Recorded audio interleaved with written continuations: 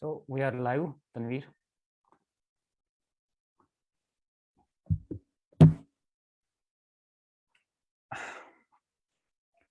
Good evening and a warm welcome to Expert Talk series. My name is Akil Rashid. I will introduce the Expert Talk series, the speaker, and facilitate the second half of the session. Jammu and Kashmir Policy Institute has initiated the Expert Talk series to engage experts, changemakers, pioneers from various walks of life to understand the dynamic context of implementing the UN Sustainable Development Goals on its agenda. Expert Talk series is a special initiative where we seek to source inputs and recommendations from experts in various fields pertaining to different sustainable development goals through one-on-one dialogues. Today's session is a part of the Expert Talk series on Sustainable Development Goal 4, Quality Education. And the topic of discussion is from online to offline education, exploring the trends. We'll be discussing the 2 years of shutdown of educational institutions due to COVID-19 and the transition from offline, online to offline, the changed learning environment and behavior of the teachers and students, and what is the way forward. We have successfully concluded 33 sessions in the Expert Talk series with a focus on SDG 3, 4, 5, and 13. Today, we are excited to conduct the session of the Expert Talk series on SDG 4 with Dr. Amrish Saxena, who is a journalist turned media educator. As a media practitioner, he has worked on all media platforms, be it print, radio, TV, films, and digital during his long career. He wears so many hats. He's a prolific writer, eloquent orator, perky newscaster, and astute political analyst, and an authority on public policy and governance. He's an independent thinker and a development expert. He impresses as a teacher and influences as a mentor. The list of Dr. Amrish Saxena's pivotal achievements is so long, and we believe his vast knowledge and experience of experience on this topic would be highly beneficial for all the attendees and would add great value to the event. On behalf of the entire team of JKPI, I welcome Dr. Amrish to Expert Talk series. Thank you very much for taking the time to be with us. Dr. Amrish has prepared a PowerPoint presentation for the session, so I'll just display it on the screen.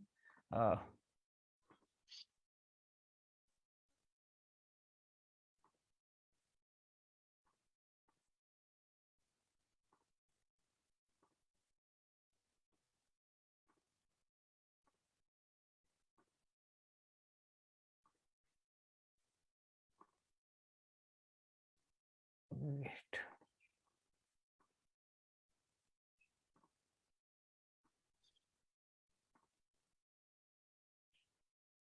Tanveer, can you see my screen, Tanveer?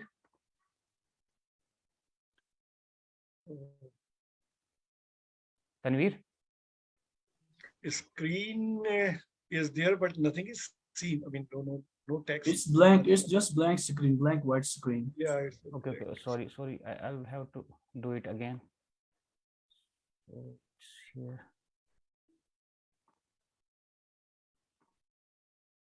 Is it visible now? Yeah. It's okay now. Okay, sir. I'll just put it in the full Yeah, view. can it be full screen?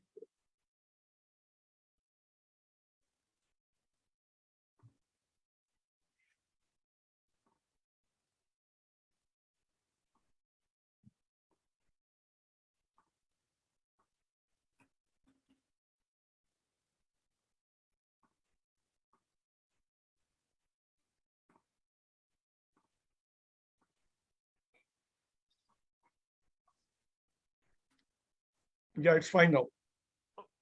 Okay, sir. Yeah.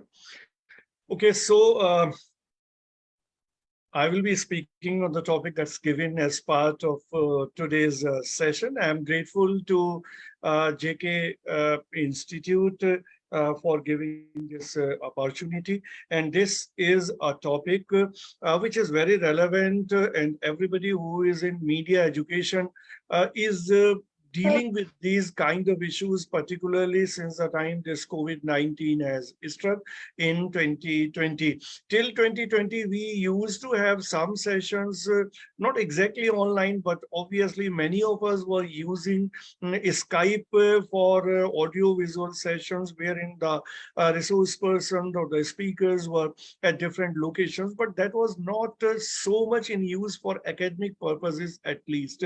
But when this COVID happened, we all switched over, or we all had to switch over to the online methods. And gradually, we all became accustomed to this kind of teaching and to these kind of sessions beyond teaching, any other webinars or any such thing.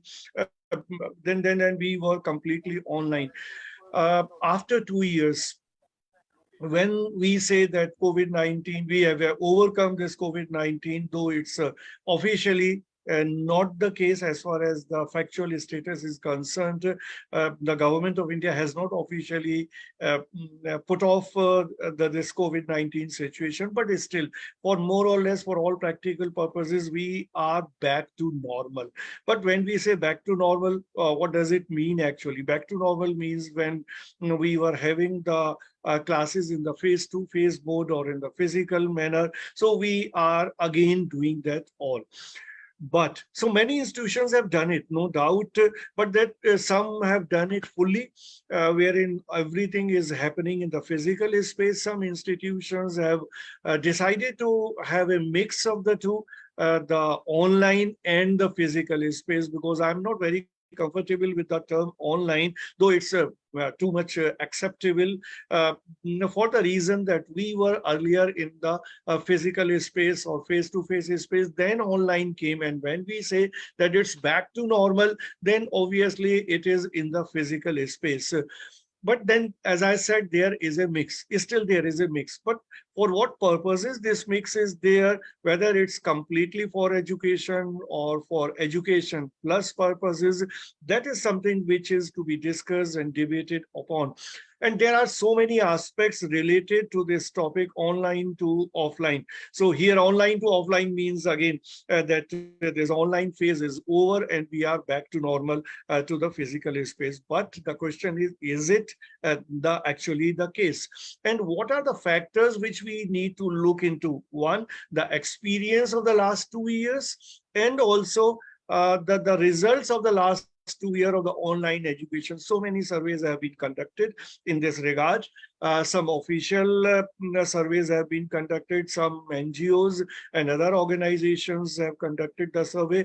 But I would like to bank on the government data, the official government data, as far as the online education and its implications are concerned, and what are good things or not so good things have happened in the online education during the last 2 years. So that is how I've used certain data to establish the points that I am going to make. So please go to the next slide. Yeah. So firstly, we have to talk about digital divide, because when we talk about online education or anything related to this, we have to understand what digital divide is, though we all understand, but then to be more clear on this topic, we have to understand digital divide is access to the digital devices. And on this front, we all know, not only in India, almost in all the developing countries, I'm not including the developed countries in this case, because this divide is more or less a problem of the developing countries.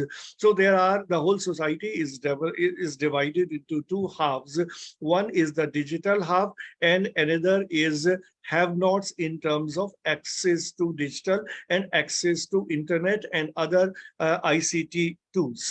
So as per ITU's World Communication Indicators database, only 43% of the population of India uses the internet. So very, very simply put this out, this means more than 50% people who do not have access to internet. So they are not covered, or they cannot be covered under online education. Further, we find that there are 50, I mean, if we look into the male and female, because we know that in our country, this male and female divide is again very much there. So many divides I will be talking about this, whether it's the male, female, whether it's urban, rural, all those things I will be looking into in further slides. Next.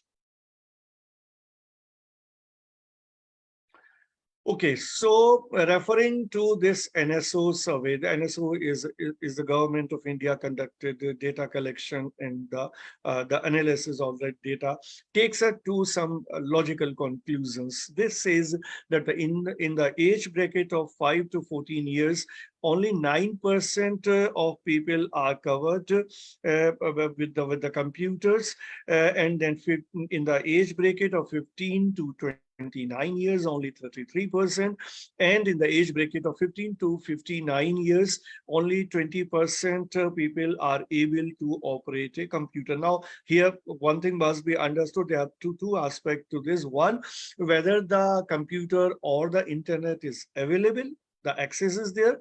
Two, even if access is there, whether that comfort is there wherein one is able to operate the computer or to make use of the internet for education or other purposes. Next.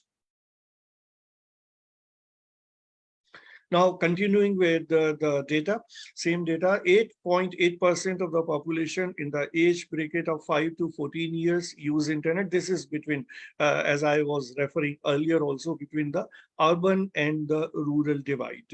So, and then 40% people in the age bracket of 15 to 29 years and 25% in the age bracket of 15 to 59 years were able to use the internet. And in rural areas, this figure is 30.4% in the age bracket of 15 to 29 years. Now, looking into this kind of gap between urban and rural, and then earlier we were talking about the gap between male and female. Here again, urban and rural, and then again, in the rural, the gap between the male and female in the rural areas, which is again astonishing. Next.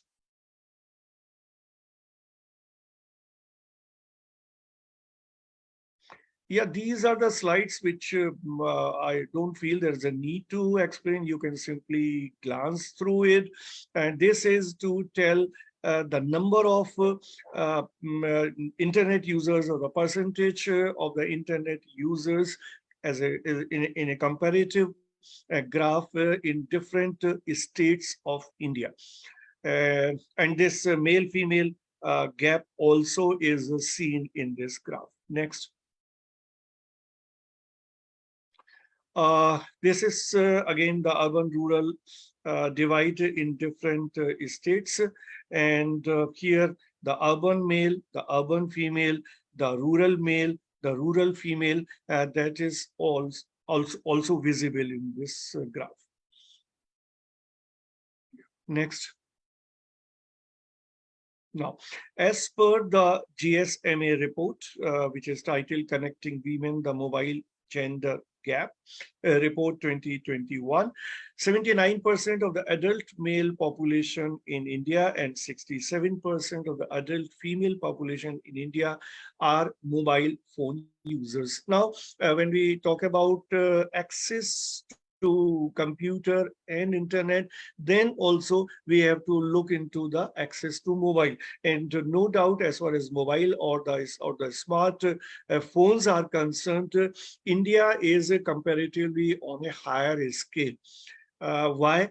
Because the way the transition has taken place in different parts of the world, from computer and internet to mobile, a vast population of India did not switch over from computer to mobile.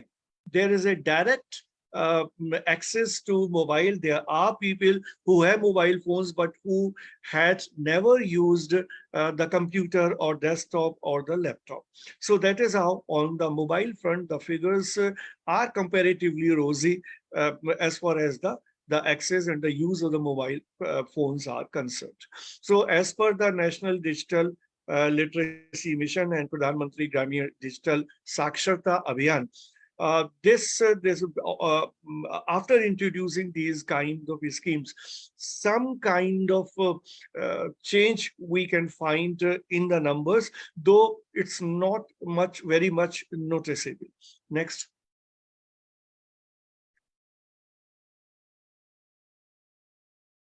Next. Yeah. Sorry. Yeah, school dropouts. Now, one important thing, which, as I was telling you initially, we talked about the digital divide figures. Here, I must also add this, that these are the figures which are mostly either of 2020 or 2021. And the rider is that they are not that much updated. And obviously, when you use the data or the figures from any survey, they cannot be so updated when we are talking about anything in July 2022. So obviously, some gap will be there. So we can assume that the figures which I have been referring to till this time are about 1 year old. But when we look into the figures of the last 2 years, because the surveys have also come, wherein whatever happened during the COVID period, all those things tell us so many things. And two important things I would like to mention here. One, the school dropouts. During these 2 months, there's a large number of school children who have dropped out from the school for one reason or the other. Could be financial reasons, and also as earlier I was talking about the digital divide. This means a lot of such population, the school children whose parents were not able to afford either a smartphone or a laptop or a desktop with internet connection, they prefer to drop out from the schools, or even the parents who are not able to pay the fee of their ward.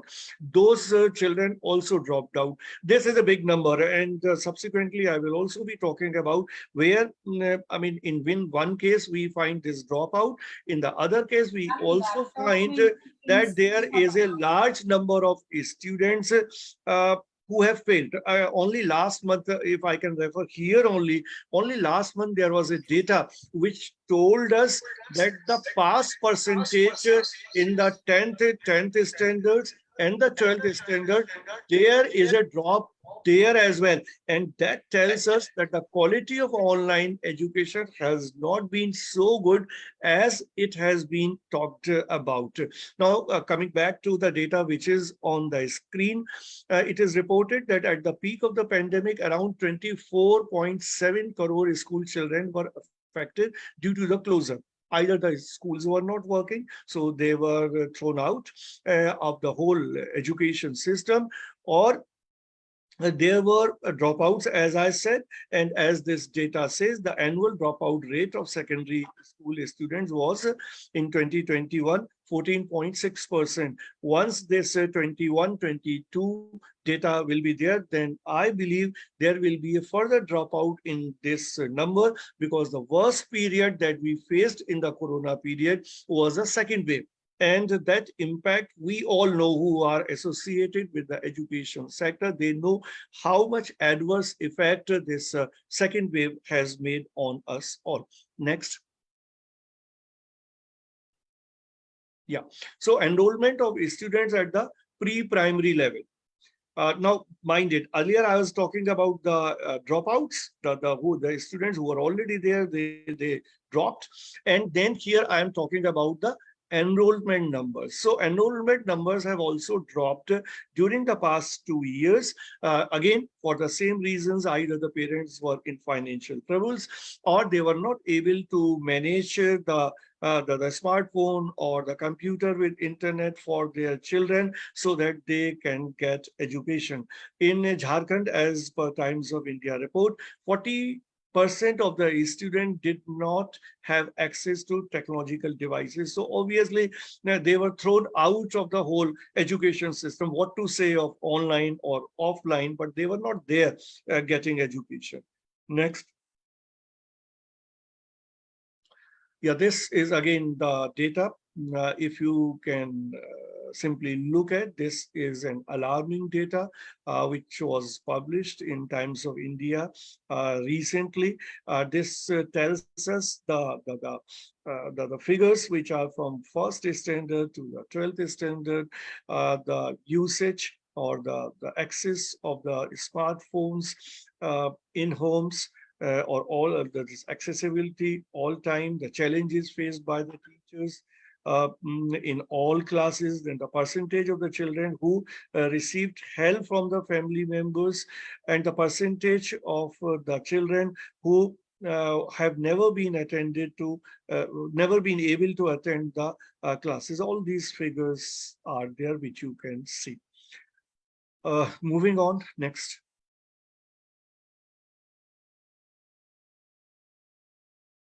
Yeah. Now, I have summed up this whole detail because this topic is really wide. The topic that's there from online to offline. Though, I mean, both the phases I'm talking about, from offline to online and then online to offline. Both the things are there, but then there are certain things which strike my mind while I'm speaking on such a topic. So I put those things in pointers, and I will discuss this in brief here. And I would like to invite questions because that's the only way wherein we can come out with more insight on this kind of topic. Now, talking about education can broadly be divided into curricular and co-curricular. Earlier, we were making three parts of the education, wherein the extracurricular also used to be there. But if we refer to NEP, obviously now that side is completely out, because whatever we are doing as part of education in schools or colleges, there is nothing like extracurricular. Everything that is being done, it is for the sake of education. And co-curricular is something which is very closely associated with the curricular, and I mean, it's hardly to separate the two. But if I make an attempt to define these two terms, then any such activity which is outside the classroom, or which is supporting the activities which are happening in the classroom, that we can define as co-curricular. Now, as far as the teaching is concerned, there are, as I'm telling you this already, now there are two sides of the teaching: inside the class and outside the class. Now, here I will put this topic into these pointers to understand, to analyze as to what is meant online education here. Now, online education can be a substitute, according to me, to some extent, to the classroom education or the classroom teaching. So we can hold a classroom, making use of any devices which are available, be it Zoom, or be it Team, or be it Meet, or any such a platform, any such applications. But what about the activities which are happening outside the classrooms? And there are so many disciplines wherein outside the classroom teaching is equally important as the classroom teaching is. Like, if I can pick up example from my discipline only, journalism and mass communication and media. Now, if a film is to be made and the shooting is to be done on the ground, whether we are making a fiction, whether we are making a documentary, whether we are having some sessions of photography, whether so I mean, there are a lot of such field-based exercises, field-based things happening, which are not demonstration. Obviously, we can, I mean, somebody can say that demonstrations are possible. We also did that in our institution. So demo of certain things are possible. Even YouTube demo lectures and all such things are even available, wherein during the last 2 years,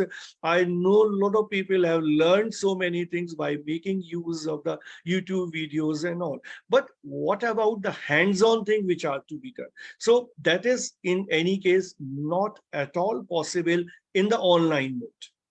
Yeah, next.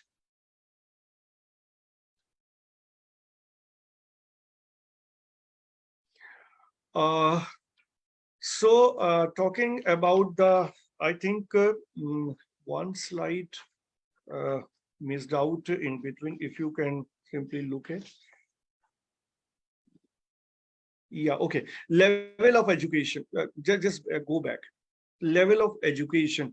Now, the level of education here, I have put it as the primary, secondary, and the higher studies. Now, why I have put this? When we are talking about the online education, we have to be very clear in what context we are talking about this, whether we are talking in respect to primary education. When we say primary education, then obviously pre-primary or from first standard to the fifth standard, or now this we can include, and then the secondary education, which is up to the 12th standard. So now the impact of this last 2 years of online education was different at different levels, as earlier surveys have also showed you the data, wherein the maximum impact, adverse impact, I should say, was adverse impact of online education was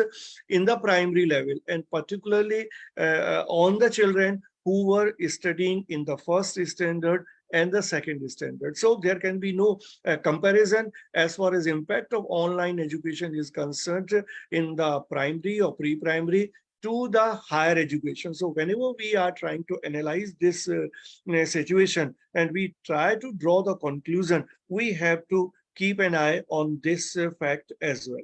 Now, another aspect which is incidentally not seen in the slide after this levels of education, that also I will refer to here, the ownership of the schools and colleges. Now, there are broadly, there can be so many types or subtypes of the schools and colleges as far as ownership. Ownership here means, I mean, those who are running those institutions or managing those institutions. So broadly, I have divided this into two parts: the government schools, the private schools, and the schools or colleges which are run by the charitable organizations or the trust. So these three have to put up separately, which in the coming slides I will further go into the details of this. Next. Yeah, this has, yeah, next, yeah. Now, finally, I will try to discuss what is the way out. Now, what is exactly the status that I discussed? What was the impact of the last 2 years on different levels of education in urban, rural, that we discussed, then male, female, then the primary to higher education, all that we have discussed. But then what is the way out in this situation? Because unless we try to find a solution, we will always be talking about this as to these are the problems that we have been facing or we will be facing in coming years. But then we have to look for solutions. So as far as my understanding goes, I have tried to put this into certain pointers. Now, firstly, we have to reduce the digital divide. Now, digital divide in itself is a big subject, but I have tried to put it into two parts. One is the basic infrastructure, another is digital infrastructure. Now, what is the basic infrastructure? Basic infrastructure is that the mobile phone connectivity should be available, more players should be there, more mobile towers need to be there, more companies need to be there. The government has to come out with such kind of policies wherein mobile companies, they are in a position financially, technologically, and otherwise to provide their services covering almost all the country. We still find that there are areas in the country which are not covered by the mobile services. And mobile operators, they're not interested in putting their mobile towers in rural areas and remote areas because that's not financially viable. They do not have that number of customers in those areas. So what is the responsibility of the government in such cases? They have to have such kind of policies wherein providing mobile services to telecom operators, become affordable. We can look into the figures. Anybody can Google and try to find out. Uh, Mobile services is not a lucrative business for telecom companies, for mobile companies. And that is how the geographically not much area of the country is covered. We may not be realizing it sitting in Delhi, but that's really the case. Secondly, since the government charges huge fee from this telecom companies, they actually increase the rate. If any one of you, obviously in an hour class, I cannot refer to all the data here, but I can tell you, you can further do a follow-up, wherein you will find that during the last 3 to 4 years, the services of telecom companies have become costlier. And there's a constant rise in the rates. Maybe somebody would not have noticed this, which is a dampening thing for the spread of online education, because it becomes further costly. So basic infrastructure, then the digital infrastructure, both are important. In basic infrastructure, I will also include electricity. Because in rural areas, I cannot tell you the exact figures, obviously, right now, but in rural areas, we all know it can vary. The availability of electricity, it can vary from one state to another. But we can find there are states where the electricity supply is for 2 hours, maybe somewhere for 4 hours, somewhere it may be for 6 hours or something. So this means the whatever phone or laptop you are using, you need the charging time. And if your usage is more, and your battery is discharged, then obviously you need electricity supply. So which is part of the basic infrastructure. And then you have to eradicate the gender divide. Gender divide, again, I have tried to put into at two levels. One is the divide in the society which is there, and the digital divide. We live in a country, in India, we all know. Again, the data may vary, as earlier I have referred to certain graphs. The data may vary from Uttar Pradesh to Karnataka. That kind of difference we may find. But we live in a society wherein there is a huge gender divide. What does it mean in educational term? This means if there is a parent who has one boy and one daughter and one son, and he can afford only one laptop or one mobile, one smartphone, then obviously the son will get the first opportunity, the daughter will not get the opportunity. So this means the gender divide is resulting in depriving education to a girl. So the impact, if we look into the last 2 years, the girls are more impacted than the boys if we look into that way, male and female. And that's an important thing. We cannot leave girls' education. Rather, if you ask me, I will always give more importance to a girl than a boy. And if I have one daughter and one daughter and one son, I will always prefer to give that opportunity to a daughter. But that does not happen in Indian society. So the societal pressure, societal problems are there, and then the digital problems are there. Then what else is to be reduced? The demographic divide, which earlier also I have been talking about. So here also I have tried to further subcategorize it.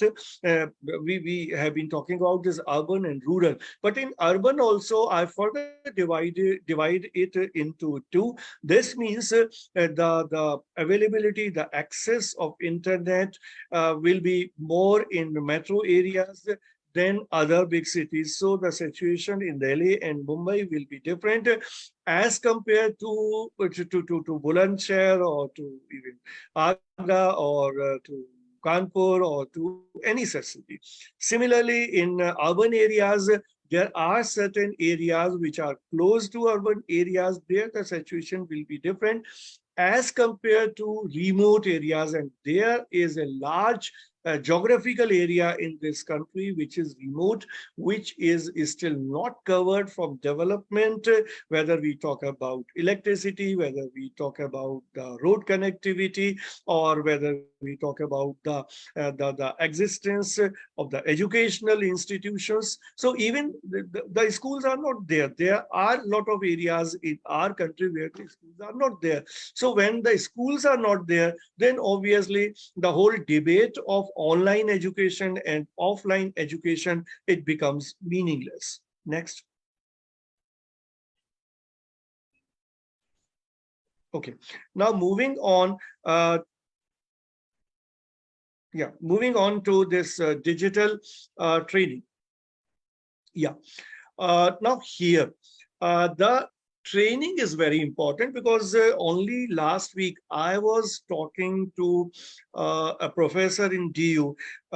They have been running all kind of training programs during last 2 years. So there's a college in DU, Ramanujam College. So they have conducted courses like anything, and very fruitful courses, beneficial courses for the teachers. And there's a large number of teachers have been benefited by the courses that they offer.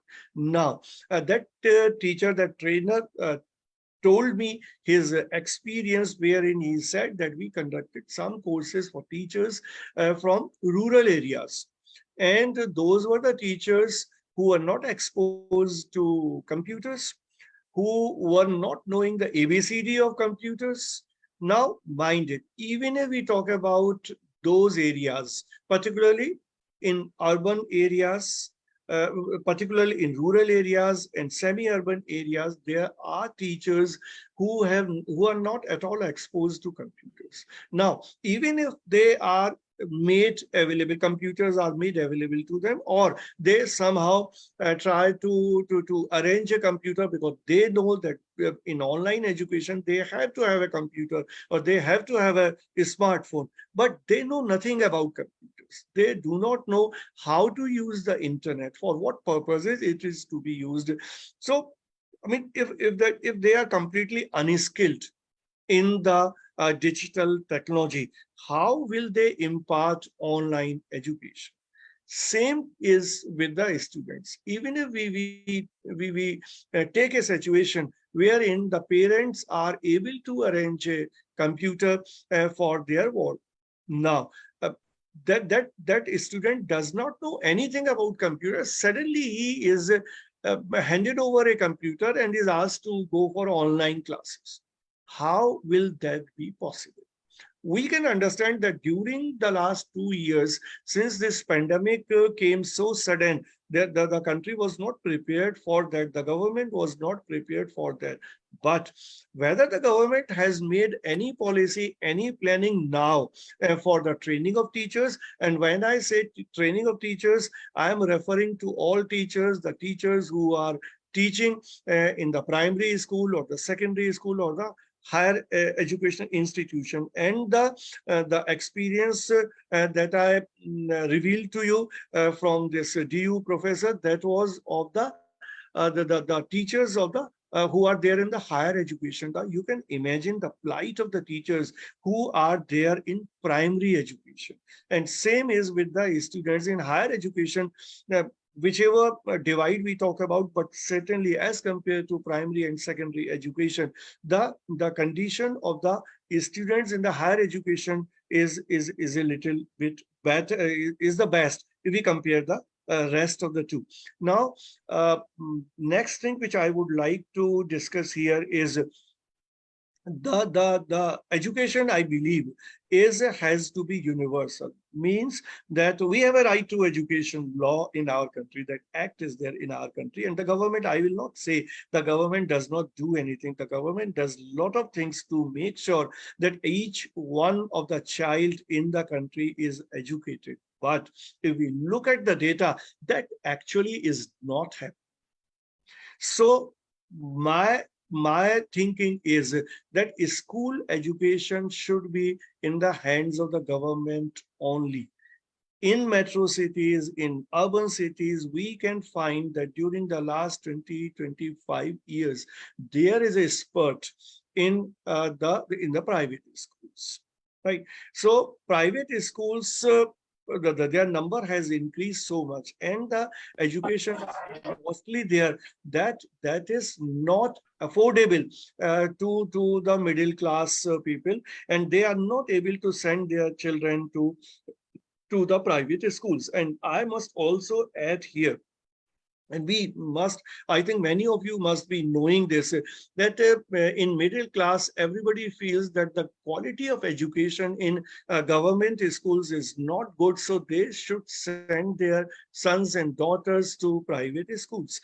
And what happened during last 2 years? Again, there's a lot of data available on this, which I'm going to tell you now, that a large number of parents, they shifted their children from private schools to government schools because they were not ready to pay the fee. So what happened? On one hand, large number of students were shifted from private schools to government schools, and those who were not able to afford even the government school education, they dropped out. So this means this 2 years experience is before us to tell that the government should try to limit a space for private schools, and the school education should be completely in the hands of the government. I do not know whether government will do it or not, or any such recommendation will be made by any body to government, because we are living in a country which believes in completely a capitalist system, capitalist economy, which in a way, I mean, even one step beyond capitalism, which is crony capitalism, wherein the whole nexus is there between the government or all private players to make as much profits as possible. So school education has also become a profitable business. How the government can deal with this kind of situation, I'm not sure, but as an academic person and as per my experience in education and journalism, I can tell you, unless the government does it, there are little chances of an improvement in the current scenario. And so, as I said, that the increased role of the government has to be there at all the three levels. So this is what I could tell you here. I think there was one more slide which has been skipped anyway. If it is there, fine, or I will discuss that. Yeah. So I will also add here that there has to be the restricted, there has to be a restriction on the unabated entry of the private schools, private sector, particularly when I talk about the higher education. The way the private institutions have emerged on the scene, we all know. I am also working in a private institution, and this is part of a university, which is a state university. And there are more than 100 colleges in Guru Gobind Singh Indraprastha University. And there, maybe I cannot tell the exact figure right now, but as per a rough estimate, if there are 120 or 130 colleges, there will be hardly 15-20 colleges which are under the government, under Delhi government, and rest of the colleges are private. Now, anybody can make out the difference between a private college and a government college. So when a private college is there, then obviously they are allowed to charge fee. It may be regulated. In IP University also it's regulated, but that regulation has no significance for the reason that if the fee is, say for instance, 1 lakh rupees in a year, I do not know how many people in this country will be able to afford this 1 lakh fee for their children. And that's what, obviously, one child, if somebody is having more than one child. So this means if there are two children somebody is having, so 2 lakh rupees are required to pay the fee, and there are expenses beyond the fee and all. And the government is, whether central government or the state government, they are not ready to shoulder this responsibility, and it's left to the fate of the common people. And if this 1 lakh figure is to be understood, what does it mean actually? It should be looked into in the light of the fact that what is the average income of a working people in this country. Mind it, working people. I'm not including here the people who are unemployed or who have been thrown unemployed during the past 2 years. Those figures are also available. How much unemployment has increased in 2020 and 2021 because of COVID. And I believe these figures are there. Even the government figures are there. But I have not yet found any policy on the part of the government, how the government plans to deal with this kind of situation. Now, there are people who are in crores who do not have any employment. And those who are employed, whichever employment somebody might be there, the average salary of a person, of an employed person, if we take the average out of whatever salaries people draw, is not more than 10,000 rupees a month. This means an average person in this country earns 1 lakh rupees in a year. And the fee of a child in higher education in Delhi is 1 lakh rupees, more than that. This means no person who is middle class or the low middle class will be able to afford the education of their children. And that is what tells us the whole story. So what I suggest here, that there should be a capping on the fee. And if this is the case, that the private institutions cannot run because the feasibility, the viability aspect might be there, then the government should come out with a helping hand. And I must add further here that during the last 2 years, the government has not come out with a scheme. And when I say government, I'm including all governments. I'm not referring to any one political party, be it the central government run by NDA and BJP, be it the Delhi government run by AAP, or be it any other government run by any party in any state. As far as my knowledge goes, no state government, no central government has done anything to give some relief in fee to the children who are studying in higher educational institutions in the private sector. This means there is large number of students who have dropped out during the last 2 years. And I know that there are children who have dropped out and who have opted to pursue their education in a distance education mode. And here I am telling you, and I would request you, all those who are there in this session, to cross-check the increase in enrollment in the distance education mode. In DU only, if you simply look into the figures, this SOL is there in Delhi University, School of Open Learning. You simply look at the data. The number which has increased during the last 2 years, astonishing.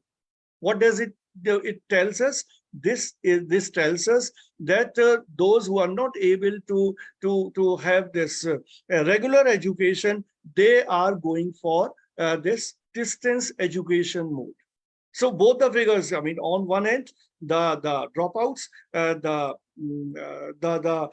less registration. Again, I must tell you the latest figures. If you look into the figures of 2022, number of such surveys and their results have already come in public space, wherein there are less number of students available for admission in 2022, and this is across.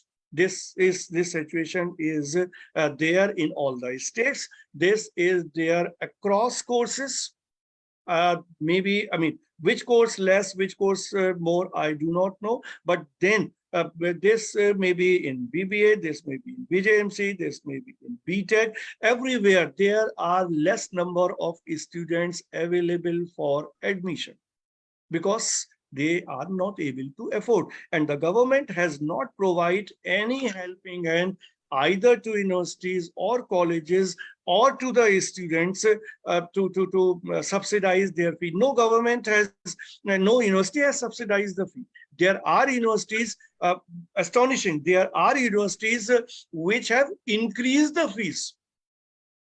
So, I mean, we can understand what kind of approach, and I personally, I am of firm view that unless and until the government, again, both the central and the state, unless the governments take the responsibility of education, the scenario is not going to improve. Whatever kind of education we talk about, and online education obviously is not possible, even if the central government, as the central government always talks about to giving an impetus to online education. But what the government has done to augment the digital infrastructure, what the government has done to provide computers and internet access to teachers and students, unless until the government is doing its responsibility, online education, even if we believe that online education is good, online education is not going to render any benefits to the people. And finally, I can only suggest, obviously, it is for the policymakers to follow it up with the policy making and draft legislations, and it is for the government or for the legislature to pass those legislations so that there is an improvement in the situation. One, that there has to be regulation to curb malpractices in schools and colleges. All schools and colleges which are in the private sector, there are a lot of malpractices are there. The government and the government agencies, the higher education directorates or the school education directorate, they know it fully well. It's not that something is hidden. Everybody knows as to what is happening, but there are little efforts or no efforts on the part of the government to curb malpractices.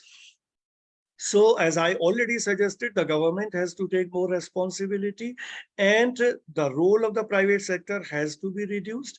The malpractices of the existing private players, that has to be curbed. And as we all know, that the government has emphasized on CSR activities of corporates, and by bringing a law, it has been made mandatory to corporates to spend in certain development areas, including health.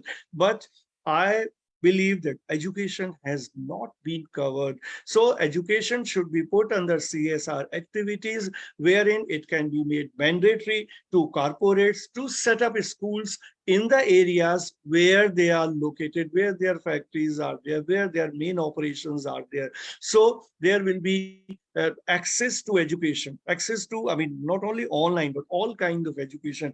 Access to education is also required, because the schools are not available in large parts of the country. And then the digital infrastructure need to be provided so that schools are set up and the digital infrastructure is set up, so that whatever benefits are there of the online education, those benefits can be obtained by the stakeholders. Thank you. Okay, I finish my presentation, and I invite questions. Thank you so much, Dr. Amrish, for the wonderful and insightful presentation. So lots of data you shared, and we had many questions, but I think in the presentation, you answered many of the questions that we were about to ask you. So during the course of the presentation, we found that this online classes and technology have emerged as a superhero during the lockdown days and have played a very crucial role during the pandemic. But the negative consequences cannot be kept apart. There are a lot of negative consequences that need to be talked about. So during the presentation, I was able to note a few points. One key point I did note was that the online classes cannot be accessed by every student due to unavailability of smartphones, laptops, and even network. So this is one of the, I think, this cannot be resolved without the intervention of government. So this is, I think, a role that needs to be played by the government so that the access to internet, access to laptops, smartphones, and network can be made to everyone, to every corner of the country. So unfortunately, the less privileged part of our society has been more on the receiving end of these negative consequences. So this has increased the class and demography-based disparity with respect to access to quality education. So as I already said, you answered many questions that we're about to answer. So I have my colleague Urmila who wants to ask a question. Urmila, if you're there, please.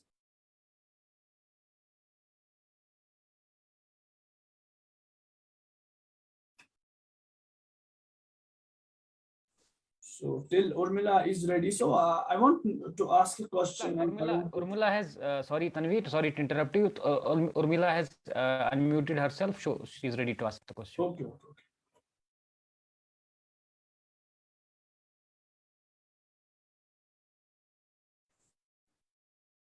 Yeah, Urmila.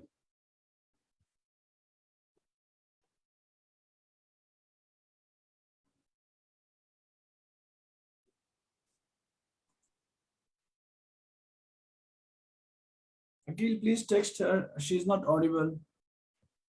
Check if everything is all right with her microphone. So till then, sir, Yeah. like with the reopening of schools and colleges, what is being done and what more is possible to ensure uniform and effective online education in India? See, as I discussed already, when we talk about education, mostly the reference is to the classroom education. And in that context, only we talk about online and offline, because earlier the education was happening in the physical space, in the classroom, in the face-to-face mode. And then that classroom teaching was substituted by online education. But as I explained already, education cannot be confined to classroom. There's a lot of education which happens outside the classroom. So that outside the classroom education is not possible in online mode. That is one. Two, in education, if we talk about the primary education, particularly even secondary education included, there is a lot of human touch involved. Education is not simply lecturing. Education, in education, if there is no human touch between a 5-year child or 6-year child or 7-year child and the teacher, both are living in different locations, both are into different spaces, both are into different zones, both are into different mindsets when the classes are taking place. And a child, when he or she is studying, there might be a case wherein there is just one room flat where the family is living, or there's a 2-room flat where the family is living, and there are 2 children, one in one room, another is in another room, and then the mother is also cooking food in the kitchen. There is somebody coming from outside, somebody going outside. In such an atmosphere, how do you feel that any education is possible? When we talk about education in a classroom setting, this means everybody is in a mental frame. The teacher is in a mental frame to teach, and the students are in a mental frame to be taught. So that can never be substituted in online education. And I know with my first-hand experience that students join the online sessions and they even attend. I mean, they are seen to be attending the classes, but they actually never attend because they simply log in and then their audio off, video off, and they are doing something else. They might be sleeping, they might be eating, doing anything. They are not into the teaching mode. We feel that the teaching is happening, but the teaching is actually not happening. So there is no meaning. And this experience I am telling you of the higher education. Now, what about the children's education? There might be a case that both the parents are working. So father goes to his work, mother goes to her work, and there is a small child at home. How the education of that child will happen? Because there is nobody to support, and a 5-year child cannot get education without a support in online mode. Who will help him or her? That is small child. So this means either the parent will sacrifice their jobs or they will sacrifice with the education of the children. So no education should be allowed. If you ask me, no education, no online education should be allowed, at least in the primary level. In primary education, we should have big no to online education. Otherwise, what will happen to the future generations? We will just look into, and there are surveys, I believe, in this regard also, that the learning level of the class 1 and the class 2 students, one who joined class 1 in 2020 and who has finished class 2nd in 2022 and would have entered or might be entering soon in class 3, just check the learning level of that child who have cleared the first standard and the second standard. They know nothing. So online education should not be attempted at all at the primary level, at least. Yeah. Very well answered. So you rightly said that education is beyond lecturership. There are many studies which show that there are a lot of cases of depression among students, and the reason being cited is online education. So before we move ahead, Urmila is there, I guess. Yeah. Urmila, please unmute yourself. Yes, sir. Hope so I'm audible now. Yeah. Ask your question. Good evening, sir. Thank you for such a brief presentation regarding this topic from offline to online mode education and exploring the trends. Sir, I would like to ask the one question. There is a one major aspect that while this shifting trend towards the online education system, there is a cyber crime rates for also higher, right? From 2020, from COVID first phase to the last phase, still now. But how you can see these things affect the education, cyber crime rates?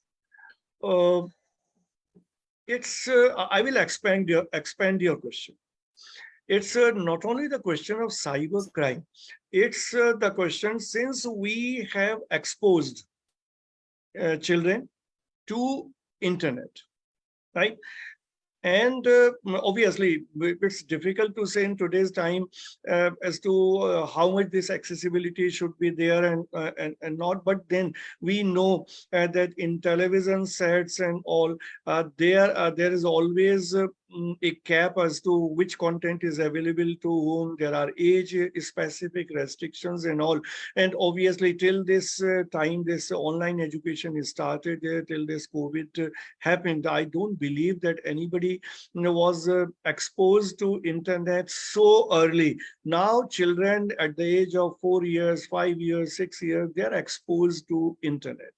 And whatever efforts we do, we cannot restrict a child's access to a lot of not so good things which are there on the internet.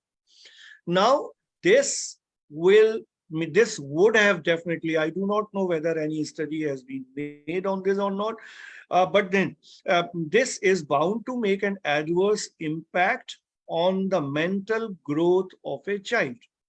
The child will start growing at least 4 or 5 years before what is normally expected. The understanding of a child should have happened at the 11 or 12 years. I believe after these 2 years, that would have reduced to 7 or 8 years. So this means there is no childhood taken away by this online education. Then they are exposed to all such contents, maybe which are not meant for them, which are making an adverse impact on their mental growth, and which might be resulting in mental illness and so many related problems. And obviously, when the online education is happening, even in a grown up, like we talk about the students who are of 18 years, 19 years, 20 years of age, if they are online all the time, then obviously the human nature is such that a lot of mischief will happen. The cyber crime, as you are referring to, which are covered under IT Act, wherein you might be troubling somebody, as we experienced a lot of things. Since I have been having completely online, and not only for education, but for other purposes, for webinars, for seminars, for conferences, for all such sessions. So this happens where in lot of mischief happens. Somebody enters with a fake name, create a mischief during the session, disturbs the session, and a lot of things have happened in my sessions as well. Now, if you look into from cyber crime of things, so a lot of such cyber crimes are happening. Though, if we again take the example of Zoom, the Zoom has also added a lot of security checks over the years, because they also learned as to what kind of problems have happened. But definitely more usage of internet, more access to everything on the internet is bound to an increase in cyber crimes. And I believe some studies would have done, or might be done, or should be done to make sure as to how much cyber crimes have happened. Since I don't have any data on this, so it is difficult to say with decisive conclusion that this has happened. But definitely, to some level, this has definitely would have happened. Yes, sir. Thank you. Thank you. Thank you so much, sir. So we have a lot of questions, but we are already aware that we have this session to go on for a maximum of 70 minutes or 65 minutes. So one question I have, we are talking of online and offline education, the physical classroom education. So if online education can change the whole future scenario in education, if it can be implemented in collaboration with the industry, the universities, the government, so then how is it going to tackle the challenge? There are a lot of challenges. So let me ask you, I want to know the answer of one challenge, that's the limited social interactions and the questionable credibility of degrees. Yeah, I can put it this way, that online education is to remain there. Obviously, we cannot do away with online education now, whether we like it or do not like it. It has become a reality. But what we can do, we can try to have a mix of online and offline education. We must go for hybrid. Right? We ourselves in our institute in Delhi Metropolitan Education have experimented this. We are experimenting this, wherein there is a mix of the online and offline in the hybrid mode. Now, but the more important question is that, in what proportion this mix has to be there? How much online, how much offline? This has to be decided, one. Two, we have to decide for what purpose we need to use online, for what purpose we need to use offline. And as far as my understanding and my experience goes, it has to be like this, that we should have classrooms completely in the physical mode, in the face-to-face mode, and we should do add-on things in the online. What is meant by add-on thing?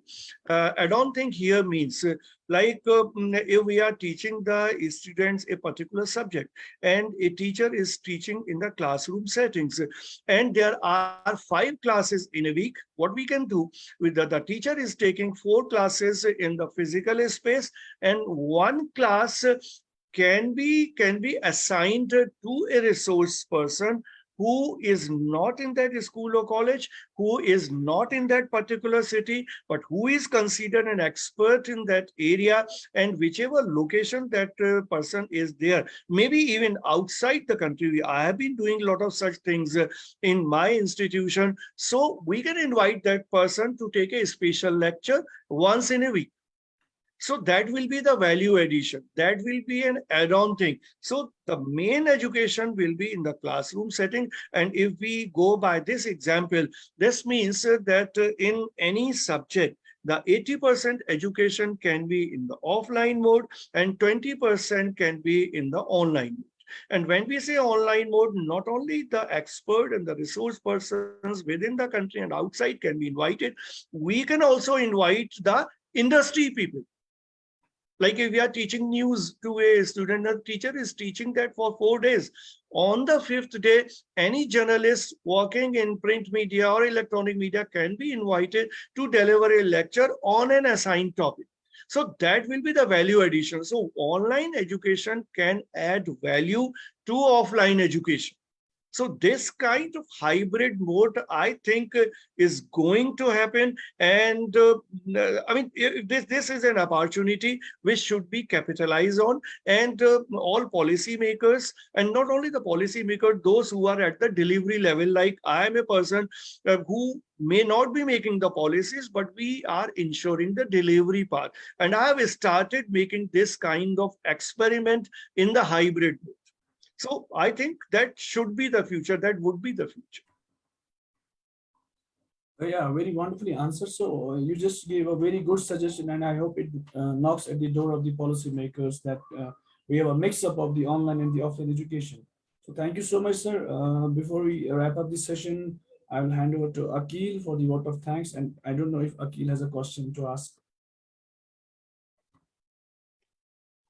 Not really, Tanveer. Like whatever questions we had, those have been already answered. So I'll be ending with a vote of thanks. So so it was an intriguing session of Expert Talk series, much more interesting than we thought it would be. So with that, I would like to thank on behalf of the JKPI and on my own behalf, Mr. Dr. Ambrish Saxena for answering the important questions on the topic from online to offline education, exploring the trends. And I believe that more discussions are required to add further dimensions to the important topic that we discussed today. And we are looking forward to seeing Mr. Ambrish very soon with more sessions on Sustainable Development Goal 4. And that's all for now in the Expert Talk series. Thank you so much. Sir, I would just request you to stay back while we end the live session. Will you please stay back for a brief chat, sir? Okay, I'm there. Thank you, sir.